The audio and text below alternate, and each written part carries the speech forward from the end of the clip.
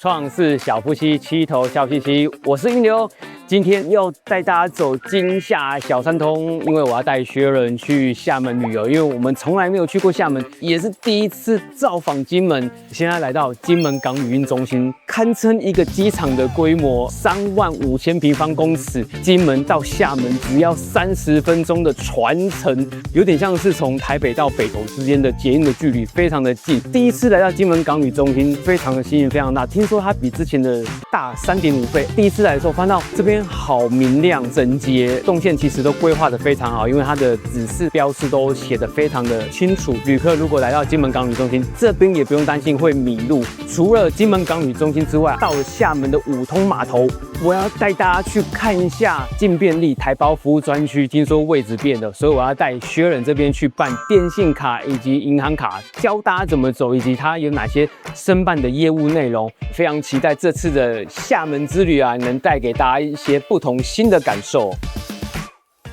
好的，那我们把場景拉回松山機場，帶大家走一次小三通的流程。我們這次是走小三通一條龍的套票形式，後面呢會跟大家分析一下直飛跟小三通或者是個別購買之間的差異。我們這次是坐7點立榮航空的班機。check in 的時候，我們來到人工的櫃檯，發現到人非常的多，但是旁邊有自助 check in 機，那就帶大家走一次 check in 的流程吧。好，我們先按新觸螢幕，可以選擇語言中文跟英文，直接劃位。好，然後準備這些證件，身份證、健保卡跟護照，然後我們按同意，同意之後，下面會亮燈，亮燈就是我們先掃碼護照。我們目的地是要往金門，所以按金門護照。然後我們選擇同行者，學人他是同行者，所以我們也要請學人去掃描他的護照跟身份證。然後上面呢會顯示我們的座位，確定沒問題之後，我們決定登機證。這邊顯示說你拿出登機證之後，你要確認的資訊，確認完資訊沒問題的之後，我們到托運櫃檯去辦行李的托運。行李托運請於起飛前1個小時開始辦理。現場人蠻多的，所以只要報到完就趕快去做行李的托運。這邊是手提行李與個人物品的相關規定。托運完，我們就抱持着開心的心情，準備前往金門吧。我們抵達金門上義機場的時間是8點09分，現在是8點40分，我們終於拿到行李。我現在沒有想到來金門坐小三通的旅客這麼多，所以我剛才其實有點緊張，因為我的訂購單上面他寫接駁車是8點半，那因為我拿行李的時間已經超過8點半，還好一出來很貼心的就有穿紅色的服務人員舉着金廈武暢通的牌子來這邊去跟大家做接洽，那他也很熱心的跟你說來這邊等。那因為我們錯過8點半的班次，它是定點接駁，所以我們接下來是要坐8點50分的車次。一出來，如果遇到接駁的人員，你直接把台胞證跟護照給他，他會幫你取船票，你不用人工去取船票，省了這一段麻煩。如果你今天不是買一條龍的套票，你是分開買，你就必須要自己到人工櫃檯去取船票。肚子餓的話，一出來這裡就有 7 可以買東西。接下來想跟大家講一下直飛小三通有什麼樣的差別呢？那我好奇，為什麼我們不能自己買機票、自己買船票，要透過旅行社？目前來廈門有幾種方式，第一個是直飛，第二個是買一條龍的套票，第三個是散裝，是你自己分開買。直飛它的票價比較貴，而且是浮動的。看清明年假的時候，那時候機票大概是7000到12000，光單程。好處是它行李是直接挖到廈門，你不用像我們這樣子小三通的方式要自己扛行李，它相對比較舒適。如果你今天預算夠帶長輩，我覺得這個情境下是還蠻適合做直飛的。它的缺點是它的票價浮動，每天的班次比較少。再來第二個就是走一條龍的模式。一條龍像我們這樣子，請旅行社代辦嗎？對，付一點手續費給他，但是他幫你把機票、接駁、船票全部包容在這個一條龍的套票裡面。那好處是什麼？你不用花時間去各個平台訂票，旅行社他會把大部分的票源先收納，比較少會有買不到的情況，或者是時間上比較不好的情況。第3個就是所謂的散裝，有一些人他不想給旅行社去抽手續費或者是代辦費，他會分開買，但分開買你要在各個平台可能要註冊，可能要去了解訂票程序。但我跟軒仁的價值觀認為說，在交通旅程上來講，盡量是省時省力，我把我的心思放在旅程上，好好的去享受這段旅程。那交通的部分，我覺得花一點錢給旅行社代辦，會省下不少時間，而且也會省下不少心力。這次我們是在 KKday 上面去購買的，那購買的鏈接我們放在下方，如果大家有興趣，也可以去購買。覺得很奇妙的是，我這次買小三通的一條龍的套票，可是網絡上出現的時間買了之後，發現這個時間竟然滿了，還蠻意外的，所以要跟旅行社再來回溝通新的時間。那這跟我一般自己買機票、自己買船票的感受上比较不太一樣。旅行社它的好處是它是統一窗口，那我訂了之後，看到旅行社還打電話過來說這個時段滿了，請我們要改時段。但我觉得好處是，可能有一些人他比較不喜歡做網絡上的交易，他可能覺得流程太麻煩了，他用電話上溝通，直接用人去講，反而會比較快。那我們這次是直接對接了旅行社的窗口，直接跟他講說我要改到哪一個班次，幾點幾分，他都會跟你講一清二楚，之後還會發簡訊給你，跟你通知這件事。因為我們在 KKday 上面購買的時候，是可以透過直接在線上平台溝通。但是因為那個時間班次我們比較不太好掌握，所以我們後來是直接打電話到旅行社那邊去跟他們討論正確的時間。现在是8點49，你要去搭車了，來跟我走，出發。我們看到左邊竟然有軍車哇，那悍馬車好帥哦！我以前當兵的時候就是開悍馬車的，特別有感情啊。來啊，金門就是這個戰地風情啊。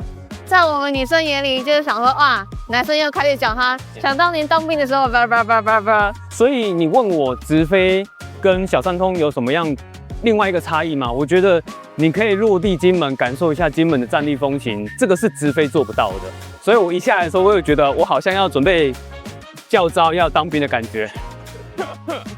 好，那大家可以看到啊，就會有引導人員幫我接駁到前面的車。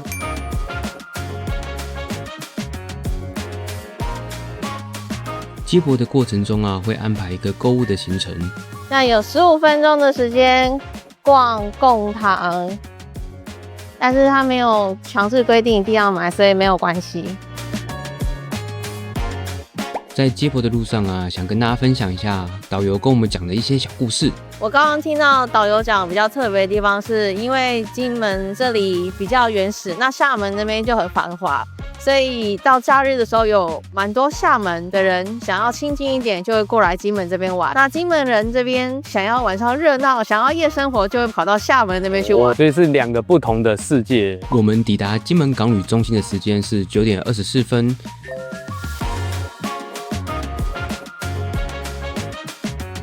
我們要出境的話，直接是到3樓，1、2、3號的入口都可以進去。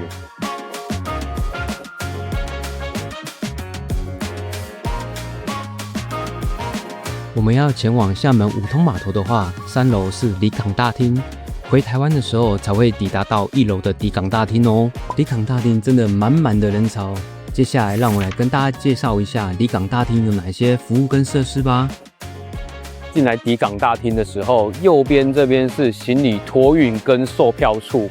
這個售票櫃檯左邊是去五通碼頭的，右邊是去石井的。接下來想分享取船票的流程，但如果你今天是走一條龍的模式，會有導遊協助領取哦。拿到船票啦，在開航前的1個小時，你就可以去櫃檯取票了。在網絡上訂票，你可能是金洽、小三通或者是愛海台的購票平台，就來到這個櫃檯直接取票就可以了。那要出示護照、台胞證，需要注意的事項跟大家講一下。你下金門的上義機場，你拿行李，突然間發現我肚子痛了，完蛋了，我趕不上了。記得在開航前的35分鐘到1個小時這段時間，趕快去你原來的平台去退票。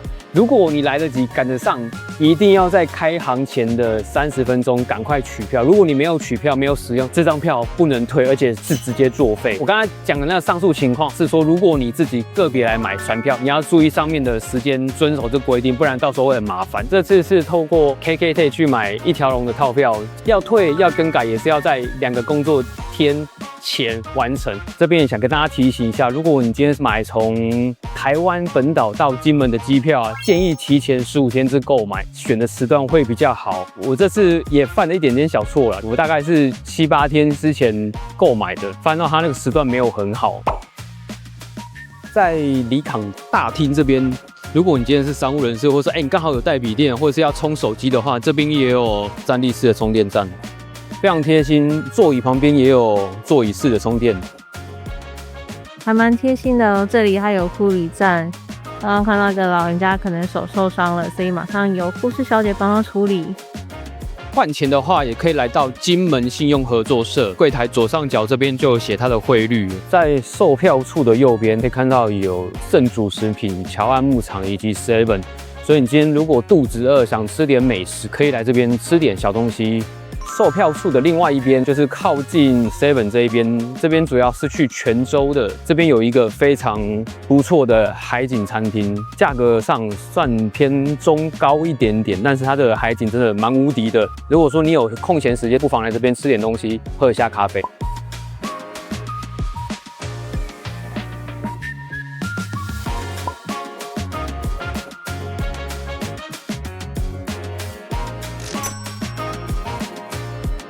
我刚才嚇到我想說，為什麼那個蛋餅是蔥抓餅的那種 size？ 然後說你是不是給錯？我遠遠看我以為是豬排。金門人的蛋餅都這麼大嗎？介紹完3樓的離港大廳，接下來跟着我們的腳步出示護照、船票，一起去搭船吧。搭船之前呢，我們可以抬頭看一下上面的儀表板，顯示說目前你的起航的時間。邊檢完之後啊，我們就會來到免稅店的大廳。好，為什麼小三通也是一個很不錯的選擇呢？主要是因為有些人來到金門這邊會順便旅遊，還會去一間亞洲最大的免稅商店，就是深恆昌。很多人會在金門市區裡面買一些免稅品之後，他會直接寄來這邊，人工查驗完出來之後，你可以直接這邊提貨，提貨完你就可以直接回去廈門了。但是要提醒大家，如果你要從金門帶東西過去廈門，肉製品、生鮮蔬果這些是絕對不能帶的。在查驗之前，看到一個很特別的事情，竟然有跑單幫，就是說，Hello， 要帶酒嗎？讓你帶他想要的貨物，請你幫他運出來，出境到廈門這邊。但我不建議大家這麼做，因為你不知道它裡面塞了什麼東西，有可能它只是一個罐裝的飲料，可是這罐装飲料可能有一些奇奇怪怪的東西，我覺得那風險太大了。不要去貪這個小便宜，因為前陣子有新聞說有人幫忙跑單幫就被抓到，裡面其實是毒品，大家不要去賺這種很危險的小錢。所以現在是在等船嗎？這個時間等船的人就超多了耶。我有個疑問，因為我們是12點半的船，那現在才11點55分，為什麼現在就要在這邊排隊？因為這個船是自由座，所以我今天如果想要看好一點的風景，我就會排最前面。有點意外，從我在松山機場出發，然後到金門碼頭這裡，一路上來金門、廈門的人，真的比我想象中還要多哎。檢票完啊，我們就會搭乘手扶梯，從3樓一直搭乘到1樓，再進行登船的作業。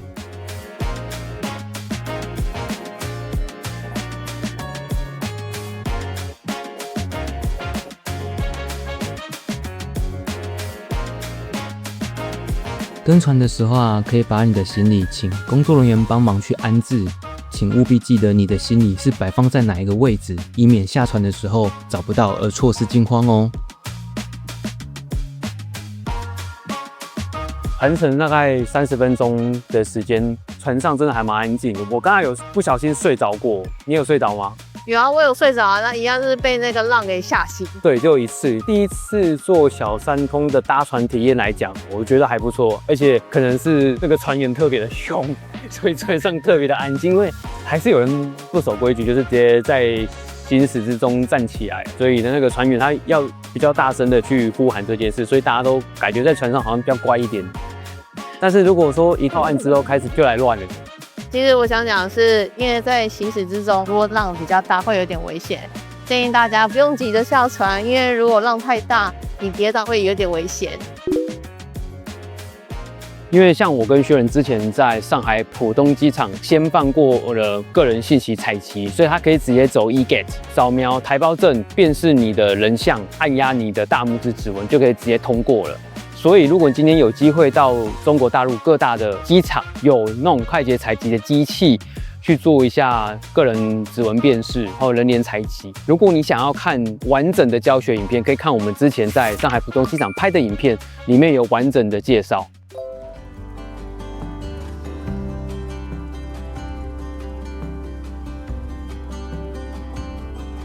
一出來的時候，旁邊有2間銀行可以開中國銀行賬戶，就是廈門銀行跟中國銀行。那大概看到旁邊這邊有中國移動，然後往後面看啊，也有中國聯通，然後有一些相關的旅遊咨詢服務的部分也都在這邊。接下來我要帶大家去找那個進便利，所以就跟着我們走。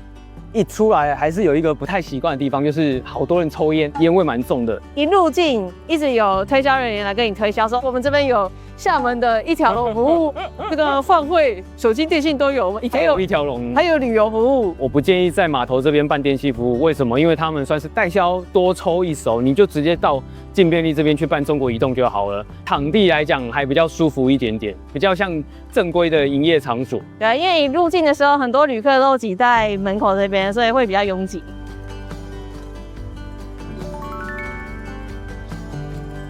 我們往右邊一直走，一直走，屋頂弄得很圓弧。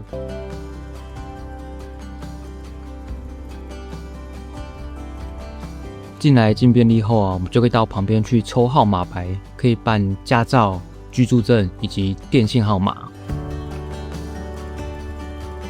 幫薛仁辦完中國移動電信的電信卡，是讓薛仁去選方案1的方案，先預存200塊的話費到中國移動。我之前中國聯通的費率是保號之後每個月是8塊錢。顧名思義，就是我每個月之後固定扣8塊錢，但是我這個號碼可以養着。像我這次再來廈門，我還是用中國聯通的號碼，暢行無阻。來的時候，你只要開 App 購買網絡的流量，就可以又開啟了。有觀眾之前跟我說，你回去就直接取消就好了，因為我之後還是會來中國大陸這邊旅遊。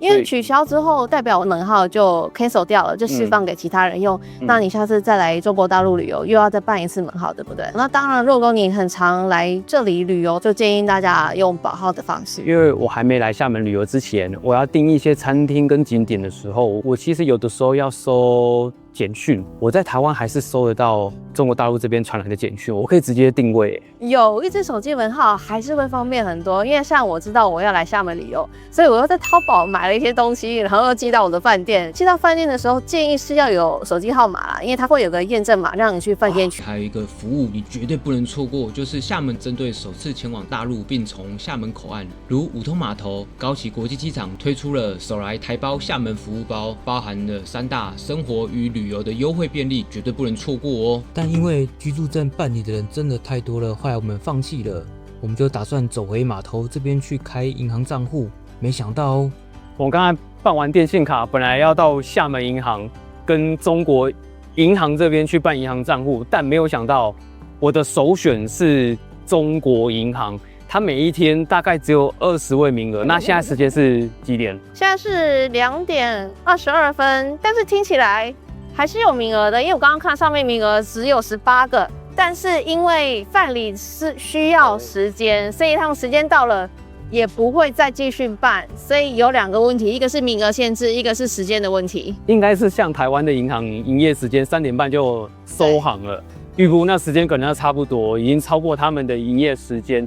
不過他剛剛有講，因為我今天沒有辦到，我改天再過來，只要我留着今天的船票，還是一樣可以辦理。對，但是要早上過來，因為他每天還是有辦理的名額。很急，你可以直接到市區這邊去辦理。有些市區銀行需要台胞證、居住證以及手機門號。台胞證跟手機門號這2個是必備的，但是居住證要看各個銀行的規定。所以這個銀行如果不 OK， 你就到另外一個銀行碰運氣，因為要防詐騙，要防洗錢，所以它在賬戶的控管上來講，它可能更嚴格，需要居住證。來到招商銀行這邊辦銀行卡，單日限額是1000塊人民幣，年限額是20萬人民幣。你之後如果要去調整这個單日的限額或是年限額，一定要有居住證。開戶的時間大概30分鐘到40分鐘，行員都會跟你說，會指示你要做什麼事情，所以你不用擔心要填什麼資料，你過來這邊行員就會協助你。此外，他會要你填居住地址。我們是填酒店的地址，這是 OK 的。還有一個就是你必須要有中國大陸手機號，你要完成電信的註冊。申請完手機號的時候，他會給你一個業務受理單。那通常用這個業務受理單來銀行，他們就會看得到。但因為可能那個畫面有點小，剛好有下載中國移動的 App， 他就請我出示中國移動 App 裡面的一些資料，確認你是用實名認證，這個也是 OK 的兩種方法。為什麼會帶學人來招商銀行，不是帶他去廈門銀行？最主要是因為廈門銀行，你把它想象成是區域型的銀行，所以它在之後的跨境匯兌啊、存匯款的一個業務上來講比較麻煩。例如像是如果我之後要再來存款，必須要到福建這邊的廈門銀行去存款。申辦像是中國銀行、建設銀行、招商銀行這邊，在全中國大陸分行據點非常多，而且它的手續費或者是說它的跨境的匯兌來講是比較及時，而且它的系統是比較完善的，所以你把它想成是全中國都有的遍布大型网点的分行。廈門銀行就像是澎湖的信用合作社或是金門的信用合作社來講是區域性的銀行。我知道五通碼頭這邊有中國銀行跟廈門銀行，那就依照每個人的情境需求，如果是你是長期生活在福建地區來講，我覺得你可以直接就開廈门銀行就好了。如果你是希望你未來在中國大陸旅遊到處跑，我覺得開这種中國銀行或是招商银行來講會比較方便一點。搞定了交通，下一集我們要轉移場景到廈門主島，還要前進那個傳說中不去會遺憾，去了絕對會鐵腿的浪漫勝地鼓浪嶼。身為一個有原則的吃貨，我已經準備好帶大家去挖出在地人的隱藏版美食。我們下一期見！喜歡這支影片就按下訂閱，開啟小鈴鐺，然後分享給你的朋友。我們是創世小夫妻，下集見。